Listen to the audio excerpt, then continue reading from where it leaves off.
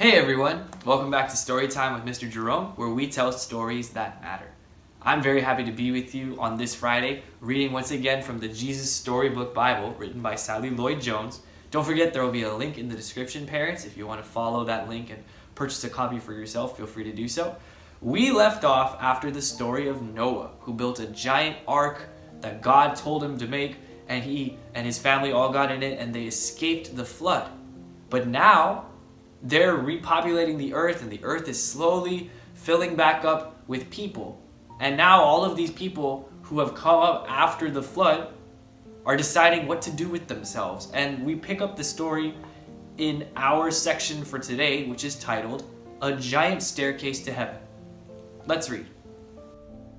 A Giant Staircase to Heaven.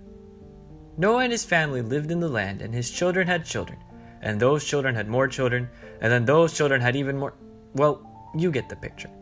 Until there were lots of people on the earth once more. Now, back then, everyone spoke exactly the same language, so you didn't need to learn Swahili or Japanese or anything, because you could say hello to anyone and they knew what you meant.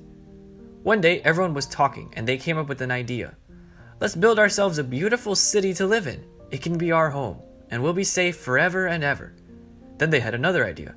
And let's build a really tall tower to reach up to heaven.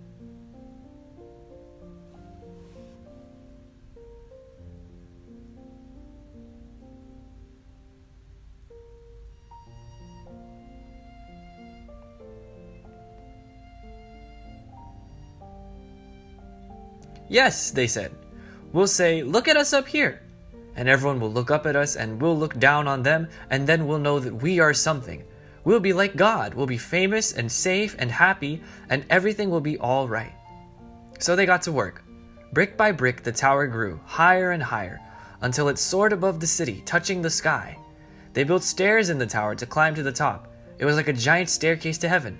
Look, they cheered, we're the ones. See what we can do with our very own hands. They were quite pleased with themselves. But God wasn't pleased with them. God could see what they were doing. They were trying to live without him, but God knew that wouldn't make them happy or safe or anything. If they kept on like this, it would only destroy themselves.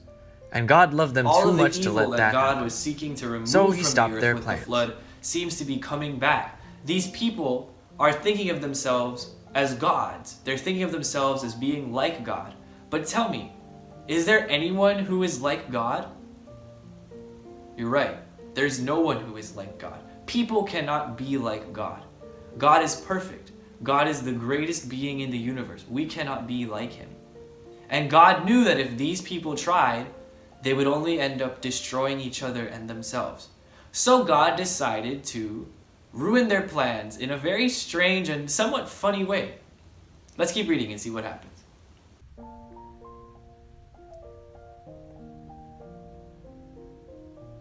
One morning, they went to work as usual, but everything was different. Their words were all new and funny. You see, God had given each person a completely different language. Suddenly, no one understood what anyone else was saying. Someone would say, how do you do? And the other person thought they said, how ugly are you? It wasn't funny. You could be saying something nice, like, such a lovely morning, and get a punch in the nose because they thought you said, hush up, you're boring. You couldn't even say pardon to check if you'd heard right because no one understood that word either. It wasn't easy to work together after that, as you can only imagine. People were always quarreling and fighting and getting in a dreadful muddle and becoming grumpier and grumpier, until at last they were all too cross to keep on building and just had to stop.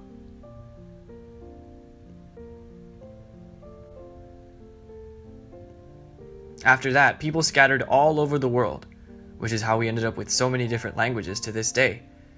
You see, God knew however high they reached, however hard they tried, people could never get back to heaven by themselves. People didn't need a staircase, they needed a rescuer. Because the way back to heaven wasn't a staircase, it was a person. People could never reach up to heaven, so heaven would have to come down to them. And one day, it would. And that's why there are so many different languages today.